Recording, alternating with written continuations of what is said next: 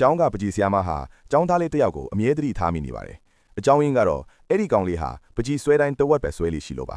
ဆရာမကပကြီးကားတွေကိုအဆုံးထိဆွဲဖို့ပြောတဲ့အခါမှာတော့ကောင်လေးကကျွန်တော်ပကြီးကားကပြီးနေပြီလေလို့ပြန်ဖြေပါတယ်ဆရာမလည်းဇဝေဇဝါဖြစ်သွားပြီးကောင်လေးကိုနာယီတစ်လုံးဆွဲခိုင်းလိုက်ပါတယ်မိနစ်ပိုင်းအတွင်းမှာပဲနာယီတစ်လုံးထွက်လာပြီးမဲ့အဲ့ဒီနာယီကလည်းတဝက်ပဲပါရှိနေခဲ့ပါတယ်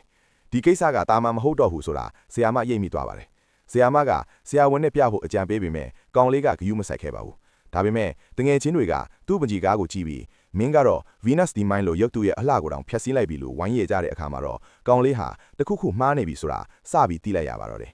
သူဟာသူ့ရဲ့အမွှာညီအကိုနဲ့အတူဆရာဝန်စီသွားခဲ့ပါတယ်ဆရာဝန်ကအိမ်တလုံးဆွဲခိုင်းတဲ့အခါမှာလေသူဟာအိမ်ကိုပြည့်စုံအောင်မဆွဲနိုင်ခဲ့ပါဘူး CT scan ရလဒ်တွေအရသူ့ရဲ့ဦးနှောင်းထဲမှာသွေးခဲတစ်ခုရှိနေပြီးအဲ့ဒီသွေးခဲကအမြင်အာရုံကြောကိုဖိထားတာကြောင့်သူဟာအရာဝတ္ထုတွေရဲ့တဝက်ကိုပဲမြင်ရတော့တာပါနောက်ရက်မှာမကြီးစာမေးပွဲရှိနေတာကြောင့်သူ့ရဲ့အနာဂတ်အတွက်သူအယမ်းဝမ်းနေသွားခဲ့ပါတယ်အဲ့ဒီအချိန်မှာပဲသူ့ရဲ့အမွှာညီကိုကအကြံတစ်ခုရခဲ့ပါတယ်စာမေးပွဲကန်းထဲမှာကောင်လေးကပကြီးကိုတဝက်အရင်ဆွဲပြီးဘိုင်းနာချင်းအောင်ဆောင်ကားအင်သာသွားဖို့ခွင့်တောင်းခဲ့ပါတယ်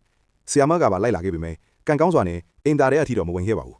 အင်သာထဲမှာအသင်းဆောင်နေတဲ့အမွှာညီကိုနဲ့အဝတ်စားခြင်းလဲပြီးအပြင်ထွက်လာခဲ့ပါတယ်